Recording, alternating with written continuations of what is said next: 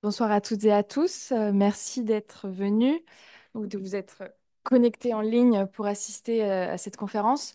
Donc, je suis Louise Souverbi, chercheuse à l'IRIS sur les questions de défense et je vais avoir le plaisir d'animer ce soir les échanges autour du dernier numéro de la Revue internationale et stratégique dont le dossier est consacré à la fin de l'espace post-soviétique. Point d'interrogation. Donc j'en profite pour vous signaler que la revue est en vente à la sortie ainsi que sur le site de l'IRIS et sur Cairn. Donc pour nous éclairer ce soir sur les dynamiques à l'œuvre dans les 15 pays de l'ex-URSS, plus de 30 ans après sa désintégration et après bientôt 3 ans de guerre à haute intensité en Ukraine, nous aurons les regards experts de Yelena Maglandière qui est avec nous en ligne. Vous êtes doctorante en géographie géopolitique à l'IFG Lab de l'Université Paris 8, attachée temporaire d'enseignement et de recherche en géographie politique au laboratoire habité de l'Université de Reims-Champagne-Ardenne. Vous avez rédigé l'article intitulé Recomposition logistique autour de la mer Caspienne, une géopolitique de la liminalité. Il y aura aussi Samir Hamdani, chercheur à l'IRIS, spécialiste de la géopolitique de l'énergie, auteur de l'article Le pivot vers l'est du secteur gazier russe, un réaménagement du réseau hérité de l'ère soviétique. Et tu as aussi co-dirigé cette revue avec Lucas Aubin, directeur de recherche à l'IRIS, spécialiste de la géopolitique de la Russie et auteur des articles L'espace post-soviétique, anatomie d'une représentation géopolitique et Russie, la fin de l'Empire. Donc, avant de te passer la parole, Lucas, on peut poser un premier élément du cadre de cette discussion avec une définition de l'espace post-soviétique que tu proposes dans un des articles. Donc, tu expliques qu'il s'agit d'une représentation géopolitique ancrée dans l'histoire et associée aux interactions des pays qui constituaient autrefois l'URSS, dont certains faisaient également partie de l'Empire russe. Il s'agit donc d'un concept subjectif qui désigne avant tout le territoire, le paysage culturel qui s'est formé sous l'influence de l'idéologie soviétique et de l'histoire générale. Et depuis la chute de l'URSS, ce concept permet de structurer une pensée autour des anciennes frontières soviétiques par le prisme de l'héritage russe, de l'héritage issu de la révolution russe et donc du centre de Moscou. C'est donc à partir de ce constat qu'il vous a semblé intéressant à Samy et toi, et même important, de déconstruire cette notion d'espace post-soviétique. Avant tout, bonjour à toutes et à tous et merci d'être venus, pardon, aussi nombreuses et nombreux. On est ravis de pouvoir vous présenter nos travaux et on a beaucoup de choses à vous dire et beaucoup de discussions à ouvrir parce que c'est ça l'objectif finalement de cette RIS. On est parti en fait d'un triple constat avec Sami Ramdani il y a un peu plus d'un an de ça environ.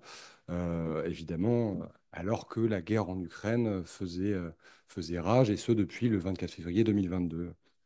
On est parti d'un triple constat. Le premier, c'est que finalement, l'espace post-soviétique est encore aujourd'hui structuré par un paradoxe.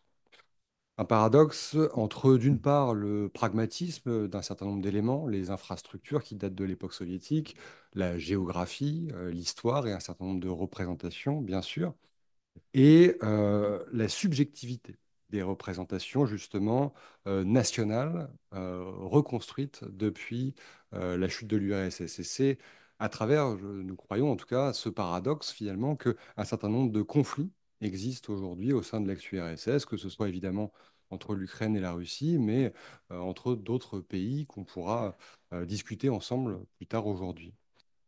Et donc, ce paradoxe, c'est finalement une forme de dislocation géopolitique qu'on observe depuis maintenant 3 ans, mais un processus de dislocation qui a été entamé dès les années 80 en réalité, qui s'est simplement accéléré depuis le 24 février 2022. Mais cette dislocation géopolitique, elle est bloquée dans une certaine mesure par la persistance d'un certain nombre de réseaux. Et c'est sur ce hiatus, sur cette contradiction qu'on a construit justement cette RIS ensemble. Et vous avez peut-être remarqué, si on parle un peu de l'actualité, la Moldavie, par exemple, et la Géorgie encore récemment, ont cherché, dans une certaine mesure, à se rapprocher, ou en tout cas, ont palpé le pouls de leur population pour chercher à voir s'il était possible de rejoindre l'Union européenne ou l'OTAN. Et finalement, on a pu apercevoir qu'un certain nombre d'influences venues de Russie n'ont pas révélé un scrutin assez clair et beaucoup de dirigeants, en tout cas moldaves et géorgiens, ont accusé la Russie d'avoir encore diffusé son influence dans ces élections. Donc on voit qu'il y a une persistance encore aujourd'hui de l'influence russe au sein de l'ex-URSS. Et donc deuxième constat, c'est celui de la notion d'espace post-soviétique. On s'est rendu compte finalement que 34 ans, 33 ans après la chute de l'URSS, peut-être que cette notion devait aujourd'hui être questionnée. Et on s'est intéressé ensemble à son origine, justement. Vous pouvez le voir dans un des articles, notamment dans cette revue. On s'est rendu compte que ce qui est intéressant, c'est que cette notion avait été créée par un chercheur lituanien, Algimantas Prazauskas, en 1992, figurez-vous. Il avait écrit un article scientifique à l'époque, justement définissant l'espace post-soviétique comme un espace post-colonial sur lequel la Russie cherchait à conserver son influence. Évidemment, Algimantas cherchait à utiliser cette expression pour critiquer l'influence russe en ex-URSS. Le problème, c'est que cette expression a fait florès et qu'elle est restée, elle est rentrée même plutôt dans le langage courant, en tout cas dans le milieu de la recherche, et qu'elle est encore aujourd'hui usitée de façon assez fréquente.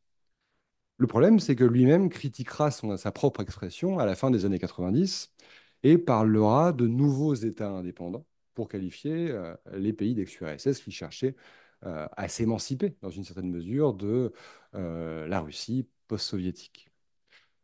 Évidemment, son changement d'expression n'a pas pris, et encore aujourd'hui, on le voit, l'expression État post-soviétique reste dans le langage courant. Et c'est ce qu'on a voulu justement déconstruire, décortiquer, détricoter, entre guillemets.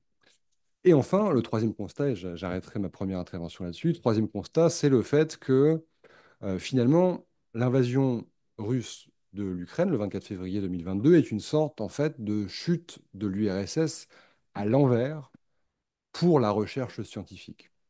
Pourquoi? Parce que il faut bien se rendre compte qu'en 91, au moment où l'URSS s'est effondrée à bas bruit, euh, les archives se sont ouvertes, notamment en Russie, et on a vu beaucoup de chercheurs français, mais aussi anglo-saxons, partir à Moscou, par exemple, pour commencer à étudier ces nouvelles ressources scientifiques qui arrivaient. Et pendant plusieurs décennies, on a beaucoup étudié l'espace post-soviétique avant tout par le prisme russe, pour plusieurs raisons, mais notamment parce que effectivement l'Union soviétique était décidée principalement à Moscou, au Kremlin, etc., et qu'on avait envie de comprendre de l'intérieur. Mais depuis le 24 février 2022, le terrain Russie, la Russie en tant que terrain de recherche pour les chercheurs est devenu un terrain délicat. Vous imaginez bien qu'aujourd'hui, faire de la géopolitique ou des sciences humaines sur le territoire de la Fédération de Russie est compliqué, on le voit. On a régulièrement des chercheurs français ou occidentaux qui sont arrêtés et emprisonnés. Donc finalement, ce terrain physique, aujourd'hui, il est limité. Et on a pu observer que de plus en plus de chercheurs occidentaux, par exemple, mais pas uniquement, ont commencé à s'intéresser davantage à d'autres territoires de l'ancienne Union soviétique. Je pense aux pays baltes, bien sûr, à l'Asie centrale aussi, mais aussi la Géorgie, etc. Et c'est face à ce triple constat, finalement, que on s'est dit qu'il était nécessaire, en fait, de repenser l'espace post-soviétique, sa notion, sa structure, et de faire une forme d'état des lieux tout en ouvrant un certain nombre de pistes. Voilà. Donc, on sera ravis de pouvoir en discuter avec vous aujourd'hui. Merci. Samy, donc tu as co-dirigé cette revue en tant que spécialiste des questions énergétiques. Est-ce que tu pourrais nous expliquer pourquoi la question des infrastructures et des flux énergétiques était aussi importante pour questionner la fin de l'espace post-soviétique? Euh, Parce que déjà, déjà... Super.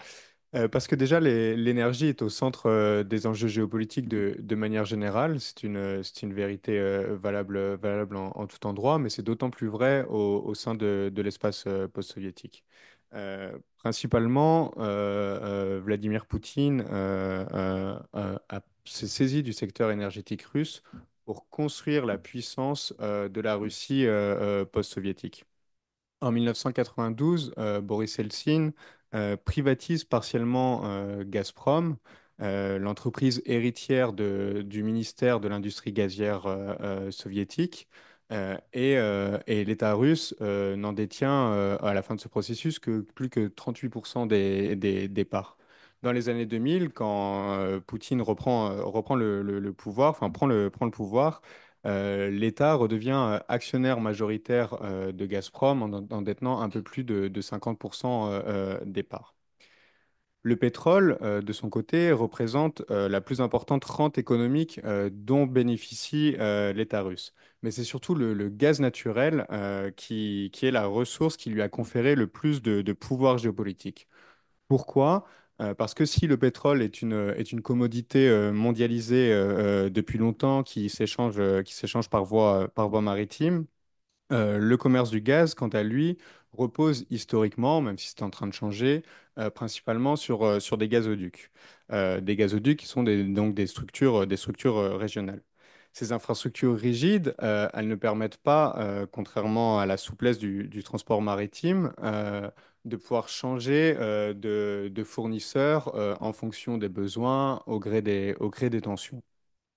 De ce fait, le transport par gazoduc nécessite une relation de confiance entre le producteur, le pays de transit et les pays consommateurs. Et donc, le vaste réseau hérité de la période soviétique et son évolution constituent des éléments qui sont structurants de la géographie de l'espace post-soviétique. Donc, dès les années 2000, le gaz a représenté le vecteur de l'affirmation de la puissance géopolitique de la Russie au sein de l'espace post-soviétique. Gazprom, qui détient le monopole des exportations par gazoduc, incarne le bras armé économique de la politique étrangère russe. En 2006 et en 2009, des désaccords sur les prix du gaz ont opposé Moscou et Kiev. Cela a conduit Gazprom à interrompre l'approvisionnement de l'Ukraine, ce qui, en conséquence, a également engendré des ruptures d'approvisionnement pour des pays membres de l'Union européenne. L'exigence d'une révision à la hausse des tarifs par Gazprom et les ruptures d'approvisionnement qui visaient à imposer cette hausse sont apparues comme des punitions infligées à l'Ukraine conséquemment à la révolution orange, une révolution orange qui a marqué le début du rapprochement de ce pays avec les Occidentaux. Partant de là, dans l'article que tu as évoqué dans la RIS, j'évoque le rôle du gaz dans le conflit russo-ukrainien actuel. Car il faut savoir que en amont de ce conflit, en fait, un des éléments, maintenant si on refait l'histoire à l'envers, un des éléments annonciateurs de ce conflit était la stratégie d'exportation de Gazprom. Gazprom a commencé à réduire ses approvisionnements en gaz de façon à alimenter une crise des prix de l'énergie en Europe. Et ensuite, donc ça, elle a commencé dès l'été 2021, on va dire. Et ensuite, Gazprom a continué à drastiquement diminuer ses exportations tout au long du conflit. Ce faisant, en 2021 et en 2022, Gazprom a mis les Européens, soutien de l'Ukraine, dans une situation économique difficile, tout en maximisant les profits notamment de son actionnaire majoritaire, l'État russe, qui a ainsi pu financer sa guerre. Merci. Donc, dans la RIS, la revue met en lumière des bouleversements de dynamique en étoile entre un centre russe et des périphéries, entre guillemets. Et Yelena, à ce propos, vous développez la notion d'agentivité réticulaire. Est-ce que vous pourriez nous expliquer un petit peu cette notion et son lien avec l'importance du décentrement du prisme russe dont Lucas parlait aussi en introduction? Oui. Bonjour Louise, bonjour à tous. Merci, merci de m'avoir invité à participer à cette conférence. Alors moi, dans mon article, j'examine en particulier un projet logistique qui s'appelle le Trans-Caspian International Transport Route, qui est surnommé Middle Corridor et qui est un corridor de transport de fret ferroviaire conteneurisé, euh, dont le trajet va de Yanyuang en Chine à Istanbul ou à d'autres terminaux européens, en passant par le Kazakhstan, la mer Caspienne, l'Azerbaïdjan et la Géorgie. Je parle d'agentivité réticulaire pour qualifier un petit peu politiquement ce projet. Et je définis l'agentivité réticulaire comme une capacité à agir pour les acteurs à penser leur action donc dans le réseau et par le réseau. C'est de là que vient l'adjectif réticulaire. Et en gardant en tête que, il faut voir le réseau comme une image du pouvoir du ou des acteurs dominants. Et que donc toute évolution dans le réseau traduit une évolution des rapports de pouvoir entre les différents acteurs impliqués.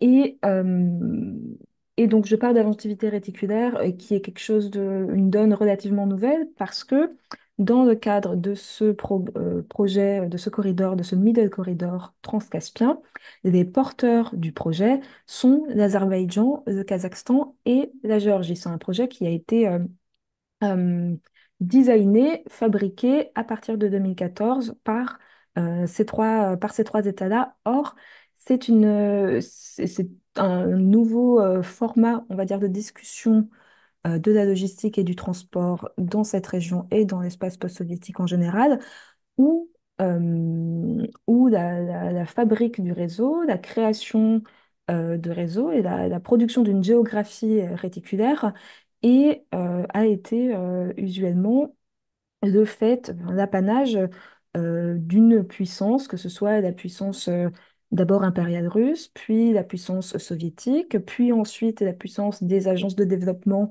ou de l'Union européenne avec des projets comme Traska ou le CAREC, et ensuite la puissance entre guillemets, puissance chinoise dans le cadre de Belt and Road Initiative, tandis que là, on a un projet qui véritablement est le fait des acteurs locaux nationaux, de ce qu'on a appelé les nouveaux États indépendants, et qui donc traduit leur capacité à agir dans et par le réseau. Donc, on constate depuis 1991 des recompositions et des logiques centrifuges qui participent à la restructuration de cet espace qui est donc maintenant constitué de 15 États indépendants. Certaines de ces recompositions ont d'ailleurs pu être accélérées par la guerre en Ukraine. Lucas, dans les différentes régions de l'ex-URSS, comment s'est traduite en pratique la libération des nationalismes dès les années 90? Est-ce que des politiques ont pu être mises en œuvre pour construire ou reconstruire les communautés imaginées, pour reprendre la formule de Benedict Anderson?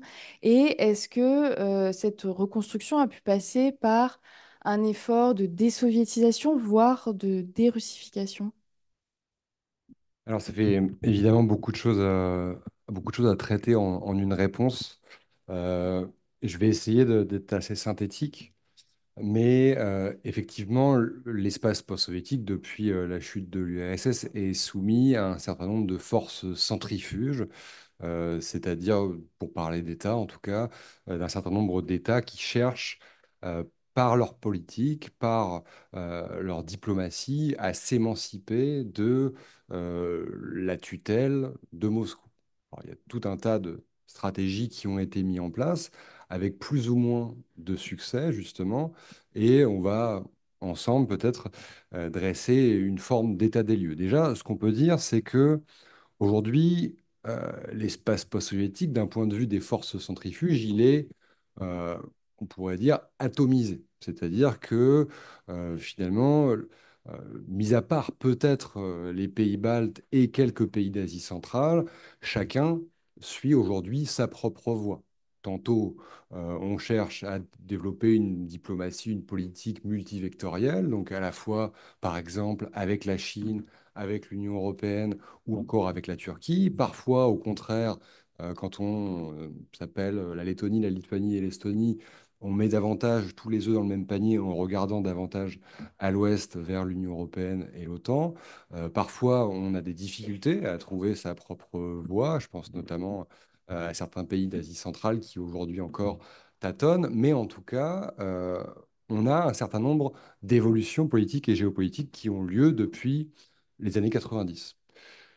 Ce qu'il faut bien comprendre, c'est qu'à partir de 91, au moment de l'effondrement de l'Union soviétique, et même avant, depuis les années 80, en fait, on a vu un certain nombre de nationalismes se développer au sein des pays d'ex-URSS.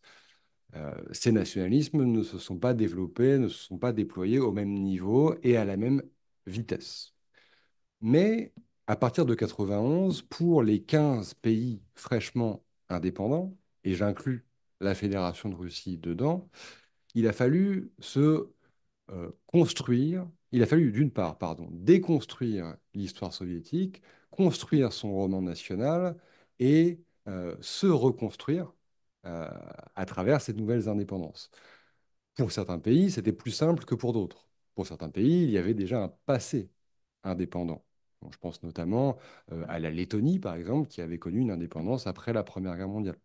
Pour d'autres pays, en revanche, c'était plus compliqué. Certains pays d'Asie centrale n'avaient jamais connu officiellement d'indépendance avant 91.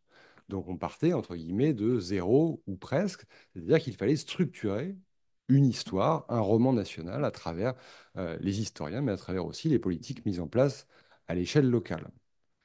Et c'est là que les représentations géopolitiques et les romans nationaux vont rentrer en contradiction les uns avec les autres. Je vais vous donner un exemple qui illustre bien ça, c'est que dans les années 90 et a fortiori dans les années 2000 sous Vladimir Poutine en Russie, on a commencé à glorifier la Grande Guerre patriotique, donc la Seconde Guerre mondiale qui s'est déroulée en URSS entre 1940 et 1900, entre 1941 et 1945.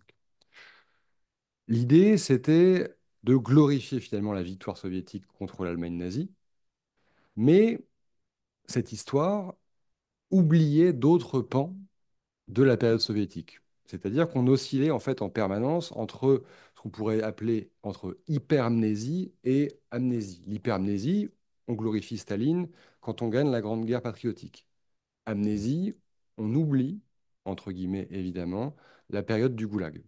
Aujourd'hui, par exemple, quand vous lisez euh, les, euh, euh, les manuels scolaires en Russie, la période du goulag est très peu, voire pas du tout évoquée, alors qu'elle l'était d'ailleurs davantage dans les années 90. C'est une des évolutions. Quand on étudie en Russie l'époque soviétique, notamment de la Seconde Guerre mondiale, au sein des pays baltes, on parle de la libération des pays baltes de l'Allemagne nazie.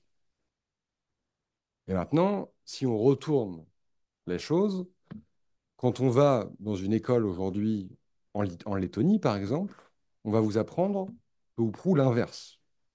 On va vous apprendre que entre, 1900, entre la Seconde Guerre mondiale et 1991, l'Union soviétique a occupé la Lettonie et une bonne partie des pays baltes. Donc on va parler d'occupation, on va même parler de double occupation. La première, c'était l'occupation par l'Allemagne nazie, et la seconde, c'était l'occupation par l'Armée rouge à partir de 1944 jusqu'en 1991. Et donc ces histoires contradictoires, évidemment, engendrent un certain nombre de conflits et de dynamiques géopolitiques, bien sûr. Depuis le 24 février 2022, les choses ont commencé à bouger, disons, un peu plus que d'habitude. Et notamment, on a vu s'accélérer des processus de désoviétisation, doublés parfois de processus de dérussification.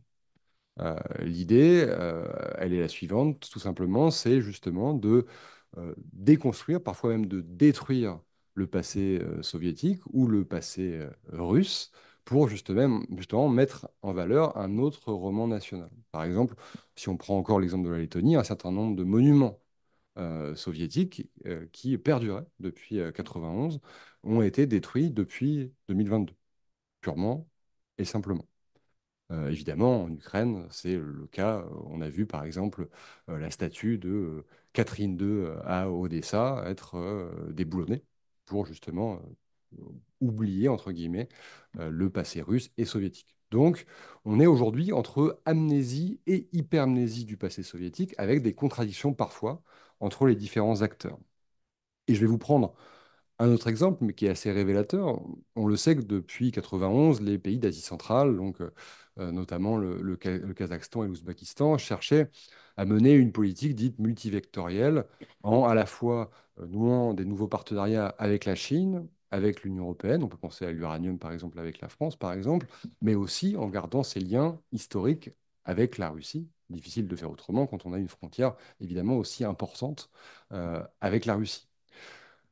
Lors du sommet bilatéral à Astana, qui a eu lieu entre le Kazakhstan et la Russie, il y a quelques mois de ça maintenant, il y a eu un élément qui est assez frappant et que je raconte notamment dans mon article sur la Russie et la fin de l'Empire, point d'interrogation.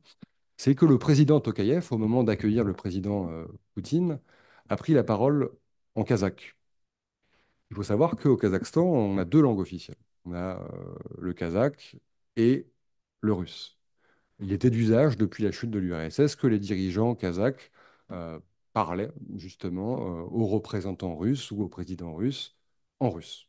Et là, pour la première fois, la langue a changé et, au moins dans un premier temps, on a utilisé justement le kazakh et c'était une façon aussi d'affirmer, forcément, l'identité nationale kazakh à travers ce symbole qui est, bien sûr, beaucoup plus qu'un symbole au regard des faits, notamment d'un point de vue géopolitique, mais aussi d'un point de vue énergétique et je pense qu'on y reviendra ensuite. Voilà. Donc on est dans un moment assez intéressant où finalement l'espace post-soviétique s'atomise, entre guillemets, et où finalement sa structure commence à se déliter peu à peu. Et peut-être avant de passer justement à ce délitement sur le plan énergétique, est-ce que la guerre en Ukraine a pu être aussi un terrain d'affrontement sur le plan mémoriel? Est-ce que ça a donné lieu entre la Russie et l'Ukraine à un affrontement de mémoires concurrentes qui ont été ravivées par cette guerre actuellement? Oui, complètement. Quand, même avant la guerre, en fait, avant l'invasion russe de l'Ukraine, déjà, on était rentré dans une espèce de passe d'armes entre l'Ukraine et la Russie pour savoir pêle-mêle. Alors, je vais vous donner une succession d'exemples qui peuvent paraître un peu bêtes, entre guillemets, mais il y a eu une guerre du Bortch, par exemple, entre l'Ukraine et la Russie dans les années 2010 pour savoir qui avait la paternité du Bortch. Donc, ce plat que vous connaissez peut-être, à base de chou rouge, il y a eu cette question-là qui s'est posée. Et évidemment, de plus en plus, à mesure que la guerre approchait, se posait aussi la question de savoir ce qu'était l'État ukrainien pour la Russie. Et Vladimir Poutine, on le sait, s'est fait historien plusieurs fois en écrivant des textes où il expliquait justement les liens historiques entre l'Ukraine et la Russie. Et parfois, il était à la limite, voire carrément dans la négation de l'État ukrainien, en réalité. Et donc, on a eu deux histoires qui se sont déployées à ce moment-là de façon diamétralement opposée. Et on peut tout à fait dire que justement, le moment où la guerre a éclaté le 24 février, en tout cas où l'invasion russe a été menée à partir du 24 février, a été entre autres la conséquence de ces représentations complètement opposées de l'histoire et de la mémoire. Et bien sûr, un autre élément très important, et on y reviendra probablement, mais c'est aussi le fait que l'Ukraine faisait montre de ses velléités d'intégrer l'Union européenne et l'OTAN, bien entendu. Mais pour le sujet qui nous concerne, en tout cas, il y a vraiment eu deux trajectoires complètement opposées. Donc, ces trajectoires d'émancipation, elles ont aussi eu lieu dans le domaine de l'énergie, puisque la tutelle de Moscou a pu se traduire également par des dépendances énergétiques à l'égard de la Russie. Donc, quelles politiques ont pu être mises en œuvre dans les États nouvellement indépendants, notamment en Europe, pour se défaire de ces dépendances ou pour se réapproprier les infrastructures héritées de l'URSS? Alors en Europe centrale et orientale, ça passe principalement par le développement d'infrastructures GNL pour gaz naturel liquéfié et d'interconnecteurs bidirectionnels. Donc les terminaux GNL, ça va permettre d'importer du gaz par voie maritime, par bateau. Et ce que j'ai appelé interconnecteurs bidirectionnels, ce sont des gazoducs transfrontaliers entre deux États qui permettent de faire venir du gaz dans les deux sens. Cette multitude de projets, donc en Europe centrale et orientale, les terminaux et les gazoducs, vise à diversifier les approvisionnements et à opérer une intégration régionale des marchés gaziers. La multitude de ces projets se réunit sous le label Corridor Nord-Sud, donc allant de la Baltique jusqu'à l'Adriatique, la mer Noire et la Méditerranée. Selon sa planification, le corridor nord-sud permettrait donc de faire circuler du gaz provenant de fournisseurs divers dans n'importe quel sens de la région. Et ce faisant, on rompt en fait le lien qui existait avec les infrastructures héritées de la période soviétique, dont le flux était unidirectionnel, est-ouest. Le marché gazier unique européen serait ainsi donc réalisé et les dépendances des marchés régionaux aux fournisseurs historiques Gazprom abolies. Dans cette région, toujours l'Europe centrale et orientale, l'intégration européenne des réseaux, c'est aussi la stratégie qui a été choisie pour l'électricité. Les États baltes ont prévu de se découpler du réseau électrique hérité de l'URSS et donc de se découpler de la Russie en février 2025. C'est un processus qui a été accéléré. Le délai initial était prévu pour la fin de l'année 2025. Mais guerre en Ukraine oblige, les Baltes font un maximum d'efforts pour pouvoir se découpler au plus tôt. Et donc à partir de février 2025, les trois Baltes seront connectés au réseau européen via la Pologne. L'Ukraine était engagée dans un processus similaire à celui des Baltes, donc se découpler du réseau russe et biélorusse pour s'intégrer au réseau européen. Et ce processus a dû être accéléré du fait de la guerre.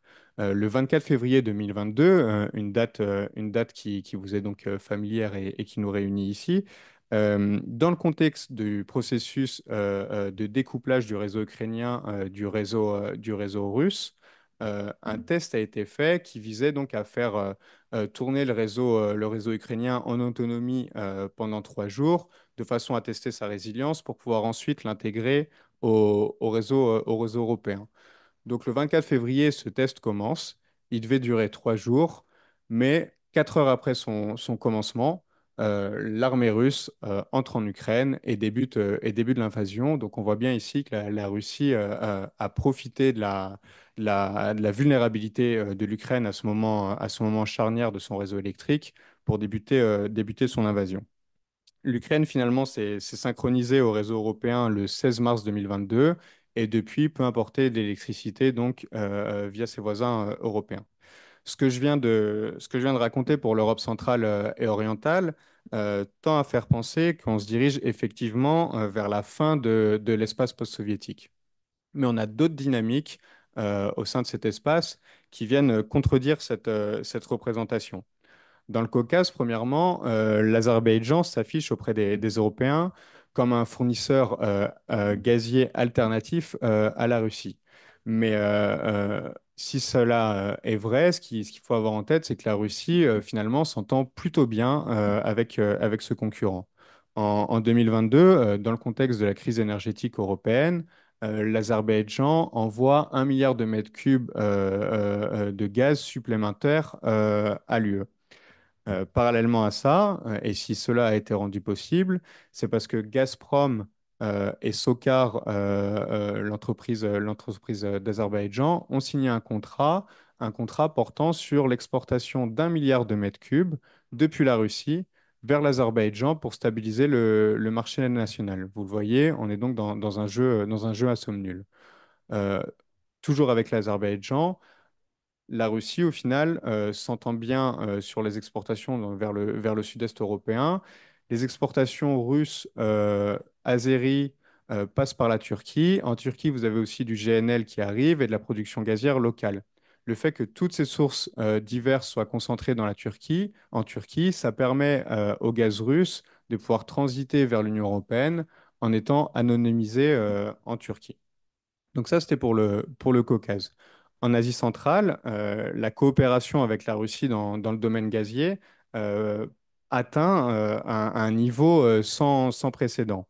Ces récentes années, les productions gazières domestiques au Kazakhstan et en Ouzbékistan n'ont pas permis de satisfaire la demande intérieure et ont limité les capacités d'exportation de ces pays vers la Chine. Cette situation représente une opportunité pour la Russie de s'assurer de nouveaux clients.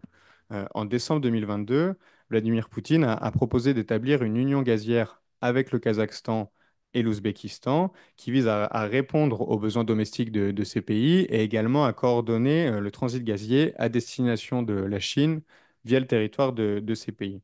Depuis, l'Ouzbékistan, le Kazakhstan, mais aussi le Kirghizistan travaillent à établir des projets communs avec la Russie. Ces pays d'Asie centrale sont parfaitement conscients des risques d'accroissement de la dépendance politique et économique à la Russie, mais ils semblent considérer que les risques engendrés par leur système énergétique précaire sont potentiellement supérieurs aux risques représentés par la dépendance à la Russie. Ça, on l'a vu par exemple au Kazakhstan en 2022, quand une hausse des prix du GPL, donc très très utilisé au Kazakhstan, a provoqué donc d'importants mouvements sociaux qui ont failli coûter la place, le poste de Tokayev et qui ont entraîné une intervention militaire, notamment de troupes russes, pour permettre à la situation de se stabiliser. Et donc, avant 2023, premières exportations russes en Ouzbékistan via le Kazakhstan, l'Asie centrale n'avait jamais été approvisionnée en gaz russe. Ces nouveaux flux qui se développent donc grâce à une évolution des réseaux hérités de la période soviétique montrent que l'espace post-soviétique reste une réalité tangible, bien qu'il connaisse donc des transformations profondes et accélérées par l'invasion en Ukraine. Merci Samy. Yelena, il y a une autre notion qui est au cœur de votre article, c'est celle de géopo-logistique.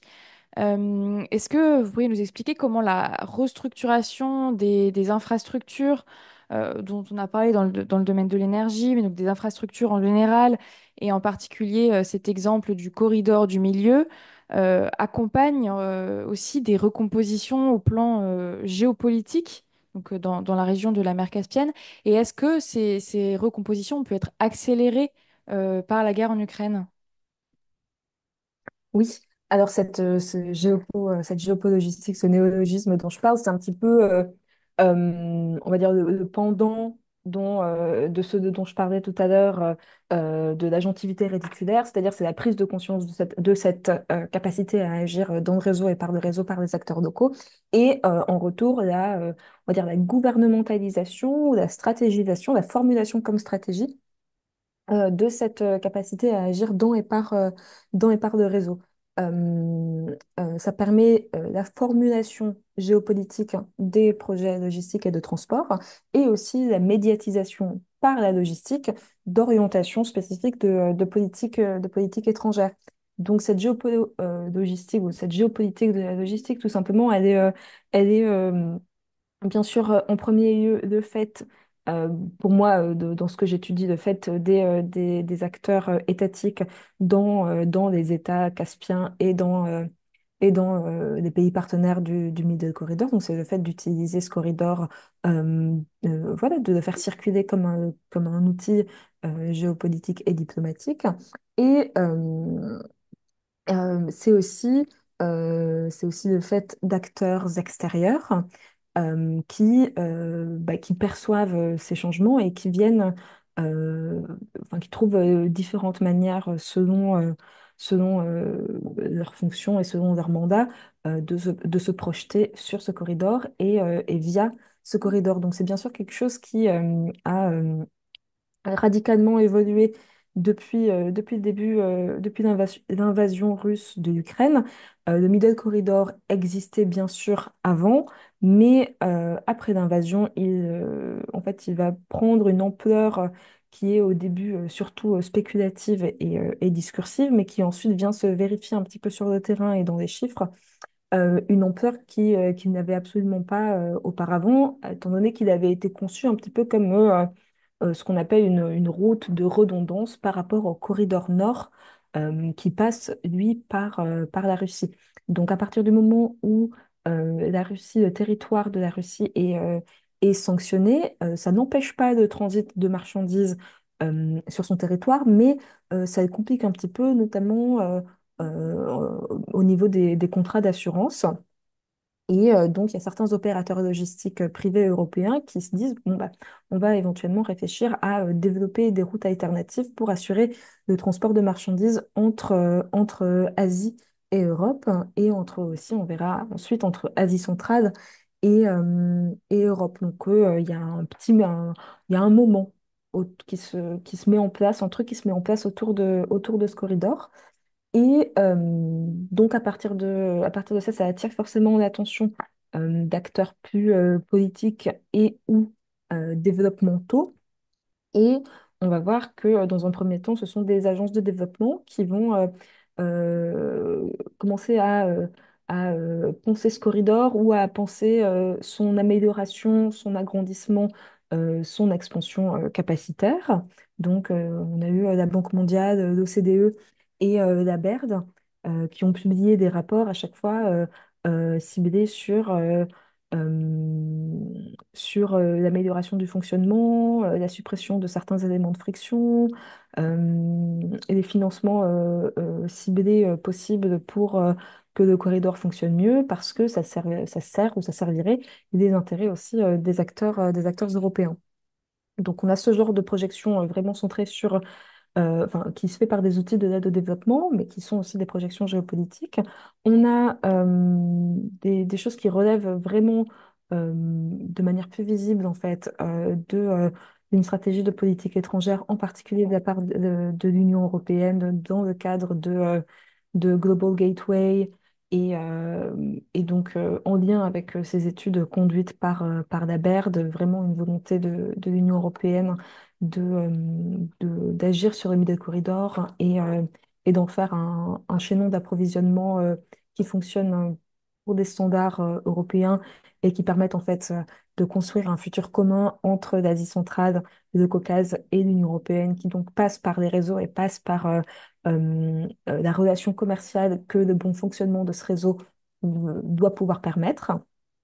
Et on a également l'organisation des États turciques enfin, dont moi je trouve que parfois on ne parle pas assez dans les discussions sur l'Asie centrale et sur le Caucase, mais qui est très présente dans la région et qui est très prisée des acteurs locaux, enfin, des acteurs nationaux dans les pays d'Asie centrale et du Caucase, enfin dans les pays turciques d'Asie centrale et du Caucase, précisément parce que euh, l'organisation des États turciques, quand même moins chargée de représentation, porte moins de cette espèce de ces bottes impériales que on voit, enfin, euh, sur lesquelles enfin, de ce genre de représentation qu'on va projeter sur des organisations qui sont liées à l'Union européenne ou qui sont liées aux États-Unis ou qui sont liées à la Russie ou qui sont liées à la Chine. C'est vrai que la Turquie là-dessus euh, peut se positionner véritablement comme un allié plus que comme une grande puissance qui va essayer d'imposer les termes de la relation. Euh, donc c'est quelque chose qui est beaucoup plus populaire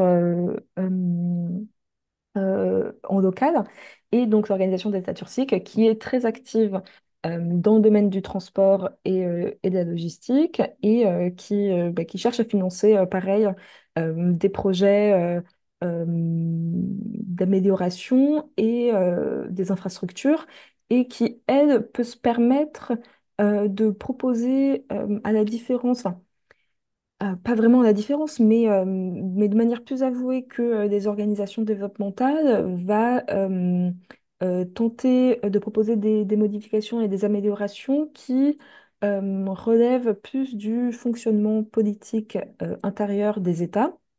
Typiquement, ce sont des questions de douane, de fiscalité. qui sont, enfin, on va dire, des secteurs où le bas blesse en termes de logistique dans les espaces post-soviétiques, parce que c'est là que vraiment il y a des dysfonctionnements et puis il y a des États qui refusent de coopérer parce que c'est vraiment quelque chose qui relève du pouvoir régalien. Et où là, l'Organisation des États turciques a potentiellement un petit peu plus un levier d'action un petit peu plus convaincant que quand ce sont des organisations développementales ou l'Union européenne qui le recommande, donc qui essaie également d'agir dans le réseau par ces voies-là en favorisant l'harmonisation des systèmes douaniers ou des systèmes de standardisation des contrôles aux frontières, etc., entre les États membres de l'Organisation des États turciques. Donc ça pose la question, bien sûr, des États qui ne sont pas membres de l'Organisation des États turciques. Et donc on voit aussi là une forme de réticularisation, de coopération au format turcique qui reprend enfin, qui forme sa propre géographie au sein de celle de l'espace post-soviétique et qui va s'articuler plus ou moins bien avec d'autres construits géopolitiques qui émergent autour de la mer Caspienne, ensuite autour de la mer Noire, et on voit que voilà, ça se recoupe par endroits. La question qui se pose, c'est celle des endroits où ça ne se recoupe pas. Donc, est-il possible de faire du Middle Corridor un corridor turcique alors que c'est une initiative qui a été lancée en partie par la Géorgie? Voilà, ça laisse vraiment des petites zones grises. Merci Elena pour ces explications. Donc finalement, que ce soit sur le plan logistique, énergétique, et même historique, mémoriel, la Russie a vu depuis 1991 et depuis surtout depuis 2022 une relative remise en cause de son influence dans ce qu'elle nomme, enfin dans certaines régions de ce qu'elle nomme encore comme son étranger proche.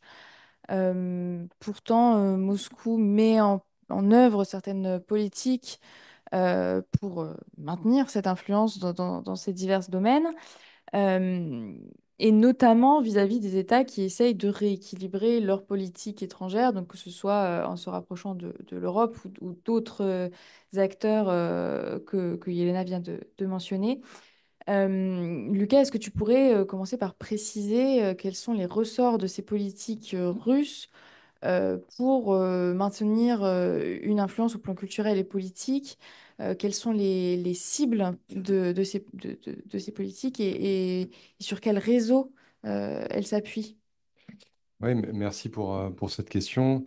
Euh, on a vu jusqu'à présent, on a beaucoup parlé des forces centrifuges, donc c'est-à-dire des forces justement qui cherchent à s'émanciper, entre guillemets, de la tutelle de Moscou.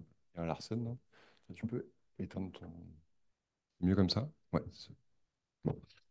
Et on a vu beaucoup les forces centrifuges, mais on a peu parlé des forces centripètes, et notamment de la force centripète, c'est-à-dire le Kremlin, Moscou, qui cherche toujours à conserver une forme d'influence au sein de l'ex-Union soviétique. Alors cette stratégie, elle a été dite évolutive, hybride, et elle a pris un certain nombre de formes depuis 91. Il faut savoir que à partir de 1991 et de la chute de l'URSS, la Russie a fait de l'espace post-soviétique son objet d'intérêt géopolitique principal. Elle l'a nommé, elle l'a appelé son étranger proche, et il était stipulé que justement la Russie se devait d'avoir la primeur de l'influence étatique au sein de cet espace. Évidemment, l'idée était de conserver finalement, dans une certaine mesure, les marches de l'Empire, à l'époque de l'Empire des Tsars, mais aussi de l'Empire soviétique. Donc tout un tas euh, un arsenal finalement a été mis en place pour diffuser cette influence. On parlera de plus en plus d'arsenalisation de tout, selon une expression du chercheur Marc Galeotti, qui parle de the weaponization of everything, donc vraiment littéralement l'arsenalisation de tout. Et ça va être l'idée que la Russie va, durant les années 90, mais surtout à partir des années 2000, chercher à diffuser son influence à travers tout un tas, justement, de stratégies et de tactiques. Alors déjà, il faut bien comprendre que dans un premier temps, on est sur une stratégie assez classique, c'est qu'on va créer des instruments diplomatiques pour essayer de maintenir la structure de cet espace post-soviétique. Donc on va construire tout de suite, à la chute de l'URSS, la CEI, la Communauté des États indépendants, pour essayer justement de laisser cet espace post-soviétique vivre, et enfin surtout de laisser de maintenir l'Union soviétique dans une certaine mesure. On va créer l'organisation de la coopération de Shanghai aussi, par exemple l'OCS, pour essayer de continuer à créer un lien, etc. Mais ça ne va pas suffire. On a vu un certain nombre justement de pays post-soviétiques chercher à suivre leur propre voie et à avoir leur propre voie, donc VOIE et VOIX, bien sûr. Et l'idée, ça va être de trouver d'autres stratégies justement pour éviter cela. Alors, il s'avère qu'il y a un paradoxe qui est assez intéressant et qu'il faut mettre en avant, c'est que pendant plusieurs décennies, la Russie a cherché à devenir une forme de modèle attractif pour les pays post-soviétiques. Et ça, c'est assez important. Elle a cherché à utiliser une forme de soft power, comme on l'entend au sens le plus, disons, classique du terme, c'est-à-dire un pouvoir d'attraction. On vient naturellement euh, euh, à la Russie. Évidemment, ça n'a pas tout à fait marché. Alors, à certains égards, il y a pu y avoir quelques succès, mais globalement, ça a été plutôt un échec parce que, en face, on avait un autre soft power très attractif, lui, c'était le soft power de l'Union européenne, d'une part, et le soft power de l'OTAN, d'autre part, qui finalement ont été perçus par un certain nombre de pays post-soviétiques comme des lieux de refuge pour justement s'émanciper de la Russie dans une certaine mesure. Et échouant à devenir un modèle attractif, la Russie a développé tout un arsenal, comme je l'expliquais, pour justement diffuser son influence. Alors, son arsenal, c'est donc le soft power classique. Donc, on utilise la langue russe au sein des pays post-soviétiques qui, pour certains, ont encore une minorité russophone assez importante. Par exemple, si on reprend l'exemple justement de la Lettonie, encore aujourd'hui, on a en Lettonie à peu près 30% de russophones qui vivent là-bas. Si on prend l'exemple du Kazakhstan, je crois qu'on est autour de 25%, je crois, quelque chose comme ça. Donc, il y avait cette idée d'utiliser la langue russe comme un vecteur justement d'attraction, de diffusion du modèle russe à l'étranger. On a aussi utilisé des instruments, disons, plus offensifs. On parlera là de sharp power, donc de pouvoir piquant, tranchant pour justement pénétrer les espaces informationnels de pays tiers. En l'occurrence, euh, par exemple, ça pouvait être la Géorgie, ça peut être la Moldavie.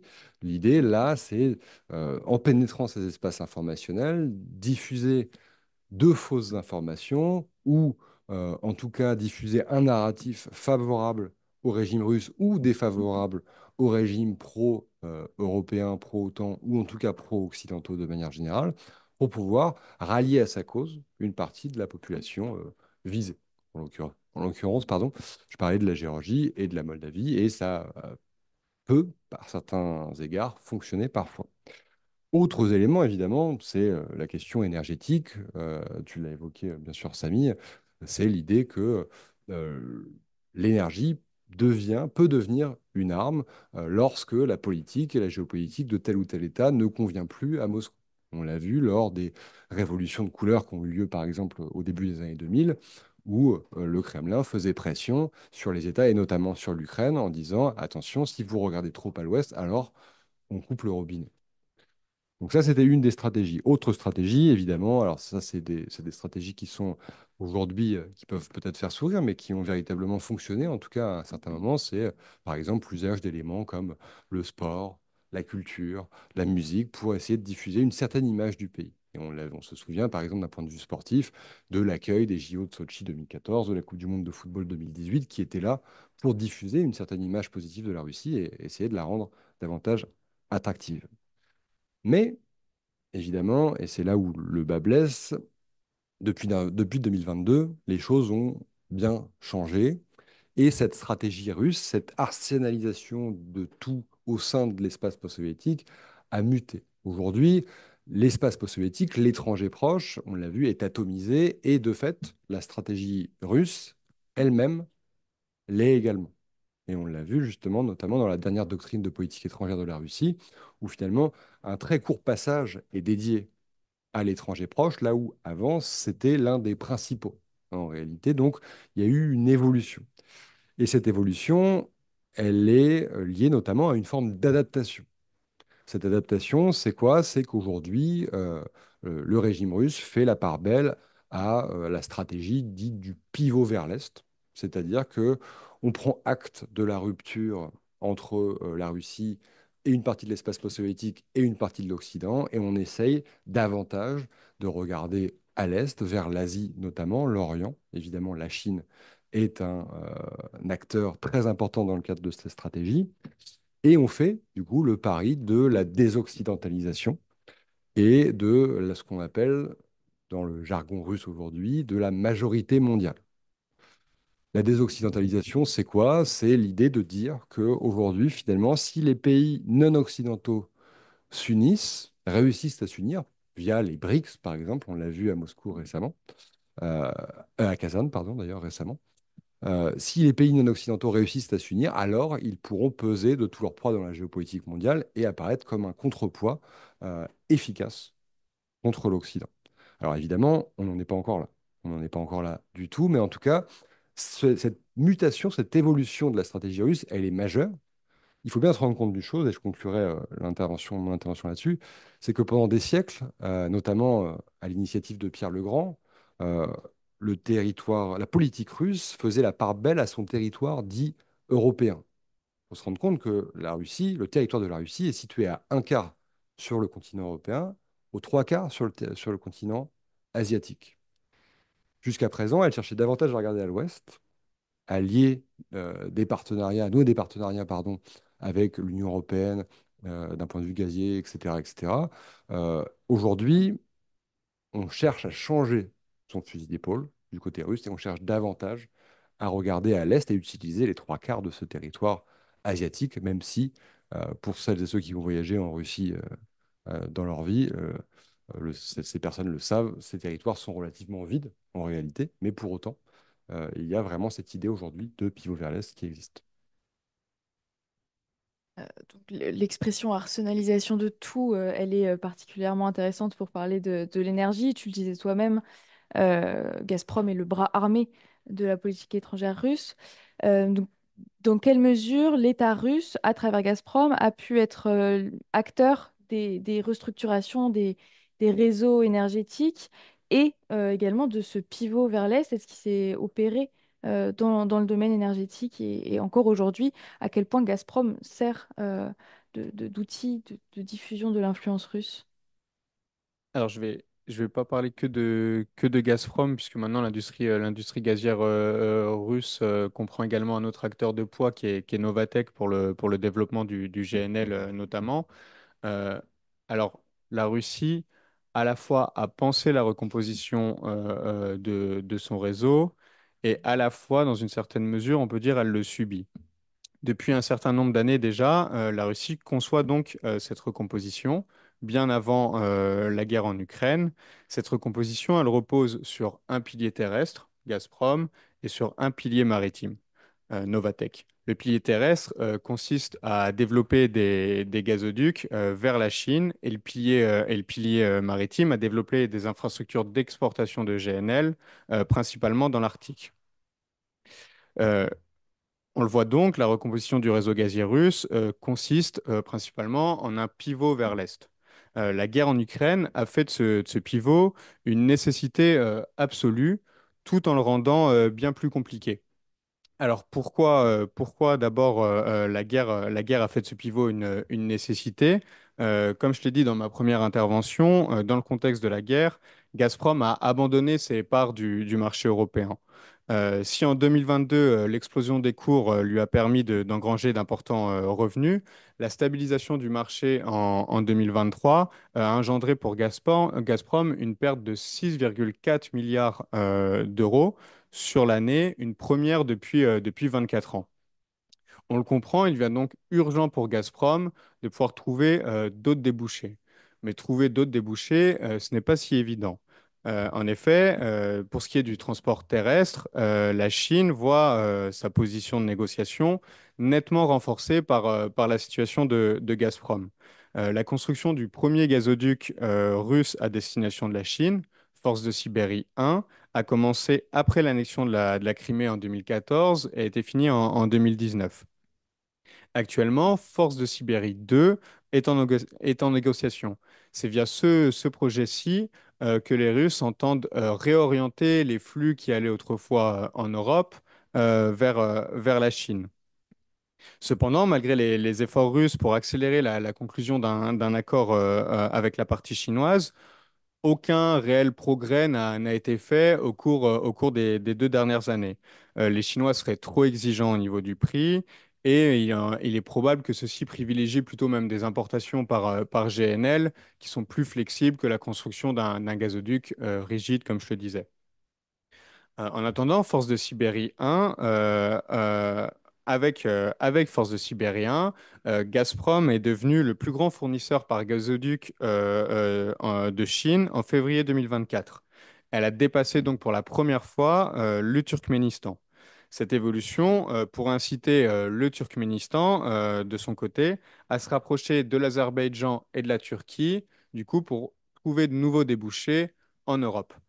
On le voit ici, donc, un effet domino qui montre le lien persistant entre tous ces acteurs de l'espace post-soviétique.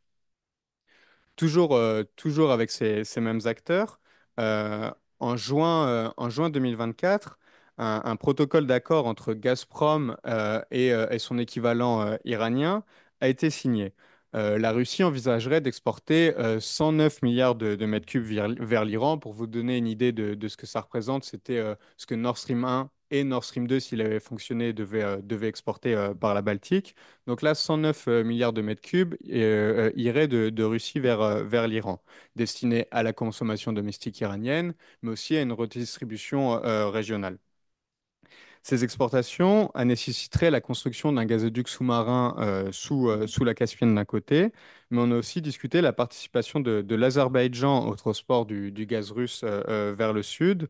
Et ça a été discuté notamment à l'occasion de la visite de Vladimir Poutine à Bakou en juin de 2024. Ce projet, il paraît extrêmement ambitieux et extrêmement compliqué à réaliser pour des raisons de sanctions, des raisons techniques et autres. Mais l'accord entre les Russes et les Iraniens, il offre plus d'options à Gazprom et surtout, en montrant que Gazprom a plus d'options, ça pourrait conduire la Chine à assouplir sa position, notamment vis-à-vis des tarifs du gaz qu'elle pourrait importer via Force de Sibérie 2. Pour ce qui est du développement de l'industrie GNL russe, l'autre pilier donc de la recomposition du système, euh, celui-ci pour l'instant est grandement freiné, voire mis à l'arrêt par les sanctions américaines. On a des terminaux pour l'instant qui fonctionnent comme Yamal LNG.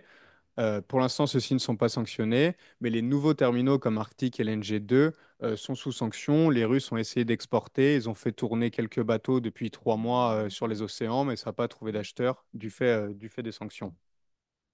Et donc voilà, pour finir sur cette question, pour répondre à la question, la Russie avait un plan, mais ce plan ne se passe pas du tout comme prévu.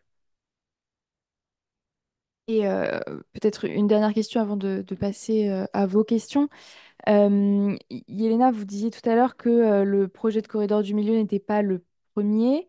Est-ce que les projets précédents ont vu le jour? Est-ce que la Russie avait un plan pour ces projets-là aussi, a tenté d'interférer peut-être avec des projets qui contournaient son territoire? Et est-ce que Moscou a encore les moyens aujourd'hui en fait, d'interférer avec les projets qui ne lui conviennent pas? Oui, alors effectivement, le Middle Corridor n'est pas le premier projet transcaspien ou à être formulé en fait en suivant cette géographie transcaspienne, c'est d'un réseau physique qui traverse la mer Caspienne. Et des projets précédents n'ont pas pu être réalisés parce que c'était des projets sous-marins. Comme projet transcaspien, on a eu un projet de gazoduc, le Trans-Caspian Pipeline, entre l'Azerbaïdjan et le Turkménistan, qui n'a jamais pu être réalisé, enfin, dont on continue à parler, mais qui n'a jamais pu être réalisé. Un projet d'oléoduc, le KCTS, et on a eu aussi un projet de câble de fibre optique qui devait passer pareil entre l'Azerbaïdjan et le Kazakhstan, entre Bakou et Aktaou, sur la même, enfin, en reproduisant la même géographie qui a été celle ensuite du Middle Corridor, avec aussi les mêmes États partenaires. Ces projets n'ont pas pu se faire parce que, du fait du statut spécifique de la mer Caspienne, qui jusqu'à 2018 n'avait jamais été ratifié, n'avait jamais été formulé clairement, la mer Caspienne, on ne savait pas si c'était une mer ou un lac. Et d'ailleurs, on ne sait toujours pas parce que le statut de la mer Caspienne est un statut sui generis, donc qui a été créé un petit peu pour elle. Et bah, les règles pour poser quelque chose sur le sous-sol sur le sous-sol, sur les fonds marins ne sont pas les mêmes s'il s'agit d'une mer ou s'il s'agit d'un lac. Et je vous passe ces détails juridiques, mais en fait, cela a fondé la Russie et l'Iran. Cela les a fondés juridiquement à pouvoir empêcher la pose de câbles sous-marins ou de pipelines sous-marins sur les fonds marins caspiens en prétextant, en fait, en utilisant un argument écologique hein, et pas un argument ouvertement géopolitique, en utilisant un argument écologique, ils ont été fondés juridiquement à s'opposer à la pose du pipeline KCTS et du pipeline TCP.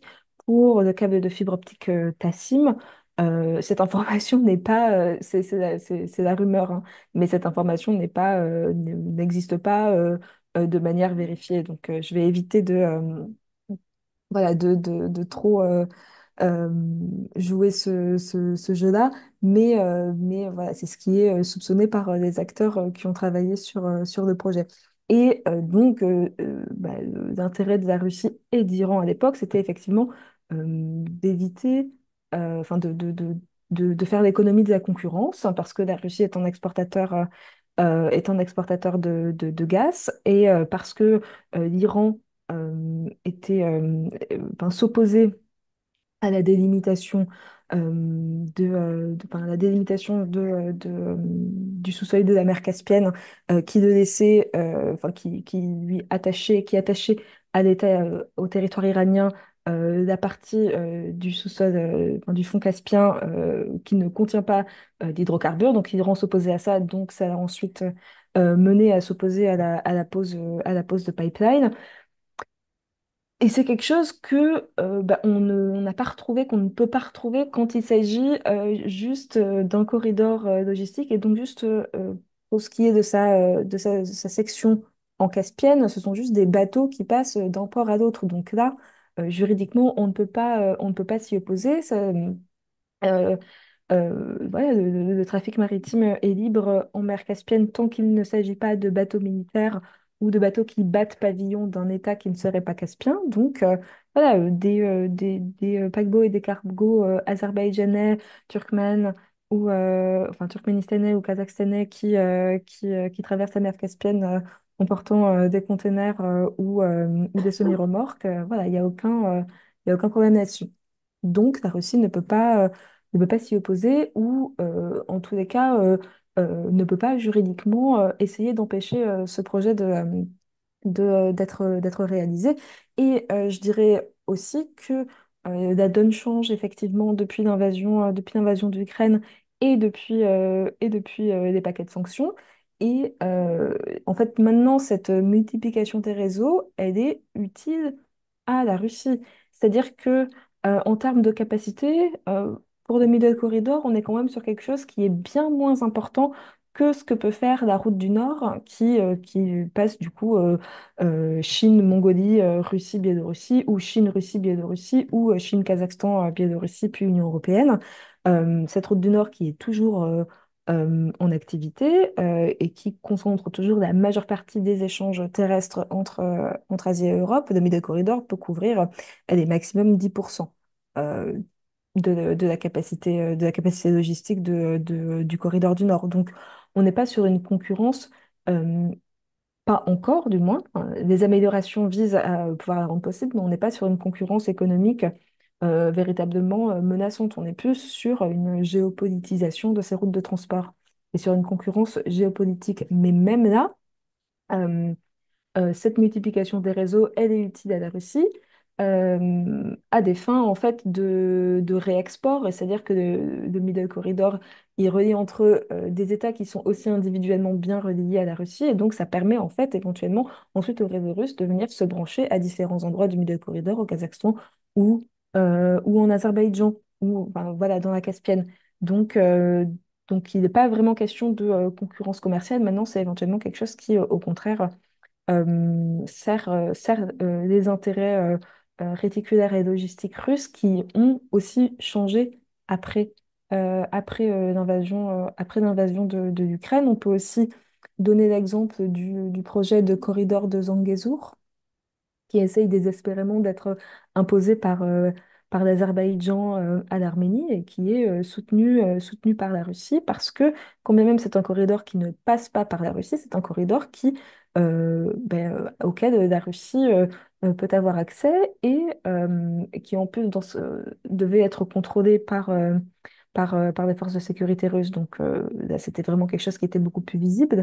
Mais voilà, cette multiplication des réseaux commerciaux autour de la Russie, maintenant, sert les intérêts logistiques de la Russie à des fins de réexport. Et on voit que le réexport est, euh, est en pleine explosion dans beaucoup d'États de l'ancienne périphérie soviétique, au Kirghizistan, au Kazakhstan aussi, en Azerbaïdjan aussi, où voilà, tout d'un coup, les imports de marchandises venus, je sais pas moi, d'Allemagne, par exemple, ont été multipliés par 10 entre le premier trimestre 2022 et le dernier trimestre 2022. Donc on se doute bien que c'est des marchandises qui ensuite sont à destination de la Russie, mais que la Russie sanctionnée ne peut plus les importer. Donc la multiplication de réseaux logistiques de qualité autour de la Russie est très utile justement pour pouvoir permettre la mise en place de ces réseaux d'évasion des sanctions. Merci beaucoup, Yelena, pour ces explications. On va pouvoir passer maintenant à vos questions. Je vous encourage vivement à poser des questions courtes et j'encourage les intervenants à faire des réponses courtes également pour qu'on puisse en prendre le plus possible avant 20 heures. Donc peut-être prendre une première série de 3 questions.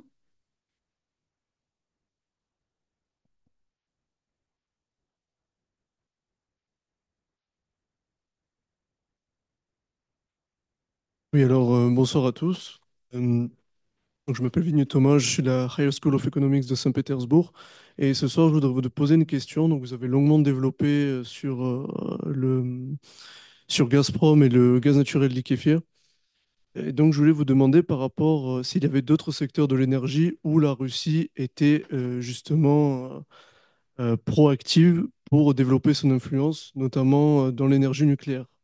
Et je voulais donc vous demander votre avis sur Rosatom. Est-ce que Rosatom a été donc, comme vous avez dit, je vais reprendre le terme, arsenalisé comme Gazprom, par exemple? Voilà.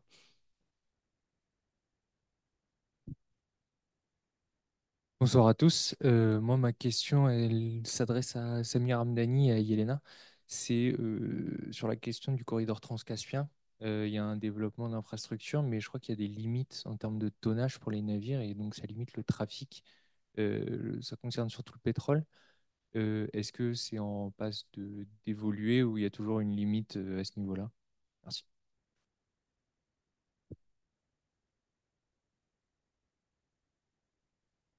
Bonsoir, j'avais une question à l'attention de Lucas Aubin. Vous avez souligné combien les pays de l'ex-Union soviétique avaient voulu s'émanciper de la tutelle finalement de Moscou. Alors on ne va pas lister les pays un par un, mais quand on prend un pays comme la Biélorussie, est-ce que ce n'est pas justement un contre-exemple quand peut-être que vous allez me dire le contraire, je ne sais pas, d'un pays qui, à mes yeux, reste quand même un vassal de Moscou, que ce soit au niveau militaire, politique et même économique.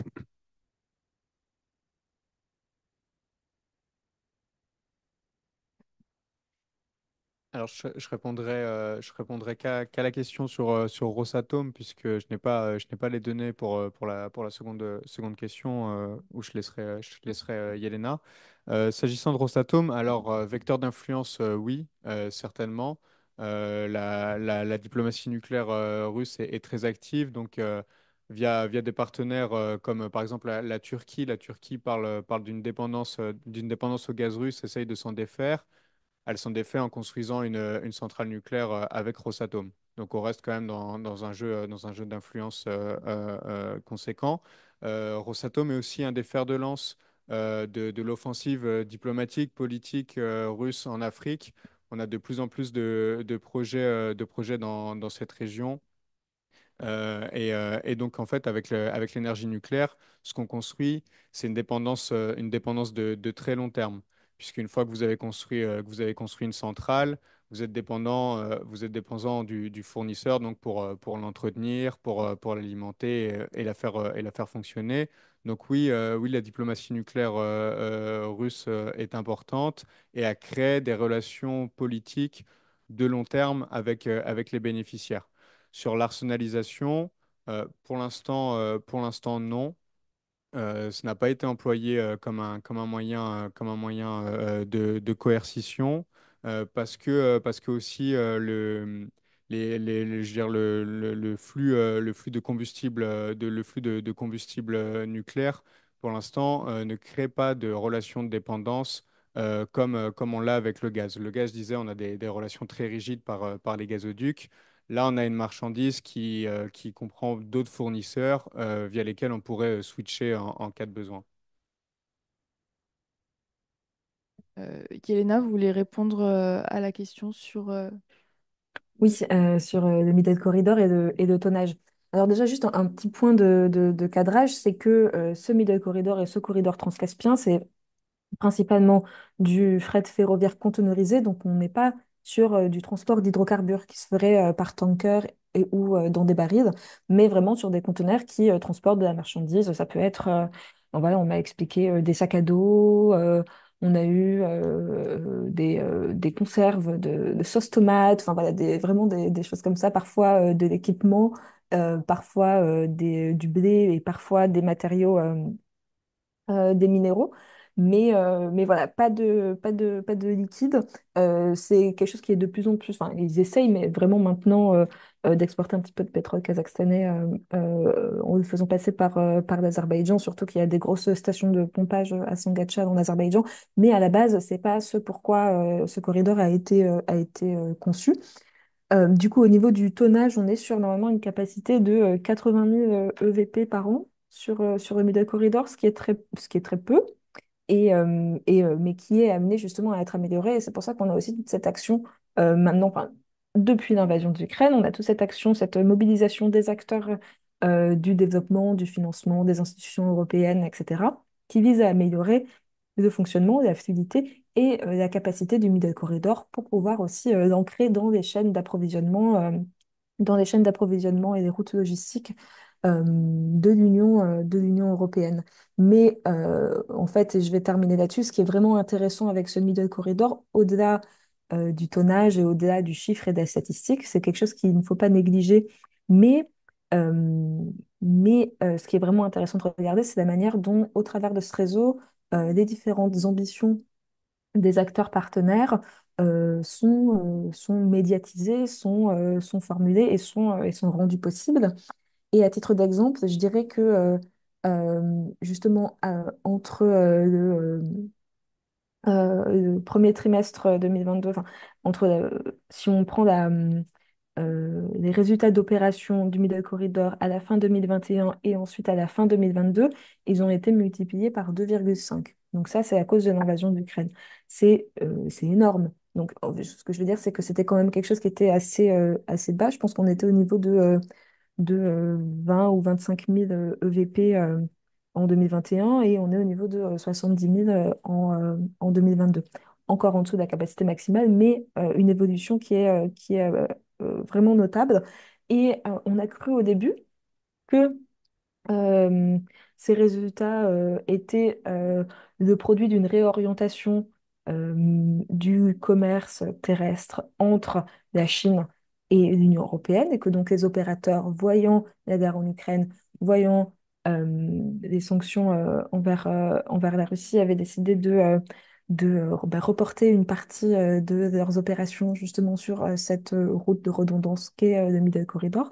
Et on s'est rendu compte ensuite que non, enfin je dis on, voilà, des gens qui travaillent à la Lloyds et dont c'est le métier de faire ce genre de calcul se sont rendus compte ensuite que non, justement, le commerce terrestre, les échanges terrestres entre Chine et Europe en passant par la Russie n'ont pas baissé à la fin 2022, bien au contraire, et que ce qui a pu causer cette augmentation de 2,5% du trafic du Middle Corridor, c'est la réorientation d'imports et d'exports en provenance et à destination du Kazakhstan. Merci, Elena. On va passer à la question sur la Biélorussie. Très, très rapidement pour qu'on puisse prendre d'autres questions ensuite. Mais vous avez raison. C'est un peu le Bélarus, c'est l'exception. Et c'est, disons, le succès. Mais alors, avec la force, hein, le hard power quasiment de Moscou, en tout cas dans l'espace post-soviétique. C'est-à-dire qu'aujourd'hui, clairement, le Bélarus et Alexandre Loukachenko sont des vassaux de la Russie et on l'a d'autant plus vu que depuis le début de la guerre en Ukraine, le Bélarus sert parfois de base arrière militaire de la Russie dans le cadre de l'invasion. Et de fait, quand par exemple des sanctions sont prises à l'encontre de la Russie, généralement elles sont aussi ricochet prises contre le Bélarus. Donc déjà, c'est une dimension. Mais il n'en a pas toujours été le cas, évidemment. Et Alexandre Loukachenko, depuis la chute de l'URSS, lui, il cherchait justement à suivre sa propre voie. Alors, il avait euh, ça en commun avec Vladimir Poutine, d'avoir, disons, verticalisé son régime, tout en respectant quand même le simulacre, j'allais dire, démocratique, avec des élections et parfois une opposition. Et donc, on a eu les élections qui ont lieu au Bélarus en 2019, qui ont montré, en fait, j'allais dire, la rupture euh, entre une part de la population bélarusse et Alexandre Loukachenko, et que ça a marqué le moment où Alexandre Loukachenko a de fait dû se rapprocher définitivement, ou en tout cas à moyen terme, vers le Kremlin.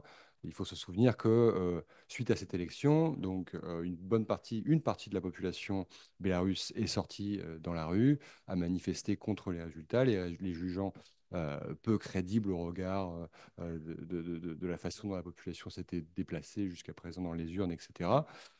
Ces manifestations ont été telles que Alexandre Loukachenko lui-même s'est senti à un moment donné en danger. Et il a fait appel à la Russie de Vladimir Poutine pour l'aider à, j'allais dire, contenir sa propre population. Et ce qui est intéressant, c'est que Vladimir Poutine, à ce moment-là, a ménagé ses effets. Et dans un premier temps, il lui a dit qu'il ne bougerait pas le petit doigt. Là, il y a eu une inquiétude très forte au sommet du pouvoir bélarusse. Et je pense que c'est à ce moment-là, en fait, que des gages ont été donnés par Alexandre Loukachenko à Vladimir Poutine pour acter le rapprochement par la suite des deux pays, en fait. Et donc, finalement, Vladimir Poutine a bel et bien aidé Alexandre Loukachenko à conserver son pouvoir, à réprimer les manifestations, à enfermer une partie de l'opposition, à mettre en exil, d'ailleurs, sa principale opposante, Timanouskaya. Et finalement, il a payé le prix fort, entre guillemets, puisque depuis lors, un accord a été signé entre les deux pays qui acte en réalité un rapprochement entre Minsk et Moscou et qui acte aussi une perte d'indépendance assez significative du Bélarus, au profit évidemment de Moscou. On peut prendre d'autres questions, peut-être avec la priorité à la salle, et sinon on pourra répondre à des questions posées en ligne. Bonjour. Bonjour. Une petite question sur le pivot à l'Est. Parce que c'est vrai qu'il y a souvent ce récit dans les médias en particulier après l'invasion ukrainienne, de la réorientation de toutes les activités, énormément d'activités économiques de la Russie vers la Chine. Et du coup, cette petite musique de fond qui dirait que finalement, la Russie risquerait de tomber dans une situation de dépendance. Je serais curieux d'avoir votre point de vue, à quel point c'est une réalité, quelle est la réalité sur le terrain, les faits de cette perte peut-être de marge de manœuvre de la Russie vis-à-vis de la Chine, quel est l'état de leur relation, le rapport de force économique entre les deux? Merci. Bonsoir. Une question pour Monsieur Aubin. Vous avez évoqué notamment l'utilisation du sport dans le soft power russe, que ce soit lors de Sochi 2014 ou la Coupe du Monde de la FIFA en 2018. Avec la stratégie du pays vers l'Est et au vu des sanctions des fédérations internationales, pensez-vous que cette orientation influencera également le domaine sportif dans l'espace post-soviétique? Merci pour vos questions. Samy, est-ce que tu veux répondre à la première question sur le pivot asiatique? Sur le pivot vers l'Est, je ne parlerai pas de toutes les denrées, je vais rester sur l'énergie. On le voit donc sur le pétrole, où notamment c'est vers la Chine maintenant que la majorité des exportations vont vers la Chine et vers l'Inde. La Chine qui a obtenu donc des énormes rabais. Aujourd'hui, si la Russie touche toujours des revenus fiscaux de par le pétrole, c'est parce qu'elle vend beaucoup, mais elle vend beaucoup moins cher. Pour ce qui est du gaz, donc comme je l'ai expliqué, dépendance vis-à-vis des gazoducs. Et donc là, les Russes courent après les Chinois et Gazprom. L'avenir de Gazprom semble un peu dans les mains de la Chine aujourd'hui. C'est aussi vrai pour le développement du GNL dans l'Arctique dont je parlais. Parce que si ce développement dépend d'un côté des sanctions américaines, de l'autre côté, il dépend de la technologie chinoise. Ce sont les Chinois notamment qui vont fournir des turbines électriques qui vont permettre de faire fonctionner ces usines. Ce sont les Chinois qui vont permettre également peut-être dans de construire donc les méthaniers nécessaires on va dire, au déplacement donc, des navires sur la voie nord. Donc en fait, ce n'est pas seulement en termes de consommation, mais également en termes de collaboration technologique que la Russie se retrouve aujourd'hui dépendante des Chinois. Et concernant le, concernant le sport, c'est une question intéressante parce que justement, elle illustre toute la problématique russe actuellement qui oscille parfois avec à la fois la tentation d'une rupture totale avec l'Occident, mais en réalité, quand on voit le monde dans lequel on vit, ça paraît évidemment très compliqué, tout en cherchant à construire un nouvel ordre mondial, euh, disons, désoccidental ou désoccidentalisé. Et d'un point de vue sportif, la Russie donc, est exclue de la plupart des grandes compétitions sportives actuellement, en tout cas Coupe du monde de football, Jeux olympiques et paralympiques. Et de fait, elle cherche à créer des compétitions sportives parallèles pour chercher à exister quand même à travers le sport. Et donc, elle a organisé durant l'année 2024 les Jeux du futur qui ont eu lieu à Sochi en février-mars 2024. Donc, comme dans la plus pure tradition soviétique, l'idée c'était de créer des sports hybrides pour montrer que justement la Russie pouvait être à l'avant-garde d'un nouveau modèle sportif international. Et deuxième événement, on a eu les Jeux des BRICS qui ont eu lieu juste avant les Jeux olympiques et paralympiques de Paris 2024. Les Jeux des BRICS qui, selon les autorités russes, auraient accueilli plus de 100 représentants de pays différents. Ce qui est en soi évidemment possible.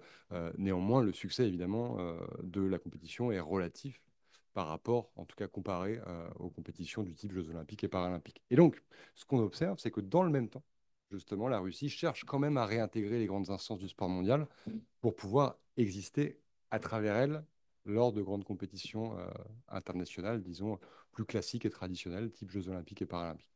Donc on est sur une stratégie d'entre-deux. Finalement, la Russie n'a pas complètement acté cette rupture avec l'Occident. La preuve en est le fait qu'elle fait encore aujourd'hui des tractations pour réintégrer des compétitions comme les Jeux olympiques et paralympiques ou la Coupe du monde de football. Évidemment, difficile de s'en passer quand on connaît leur popularité. Eh bien, merci pour vos questions et merci aux intervenants pour vos réponses. Il est 19h59, donc on va pouvoir s'arrêter ici et j'espère que vous avez mieux été intéressé par cette conférence et mieux compris l'importance de remettre en question cette notion d'espace post-soviétique. Merci à tous et bonne soirée. Merci.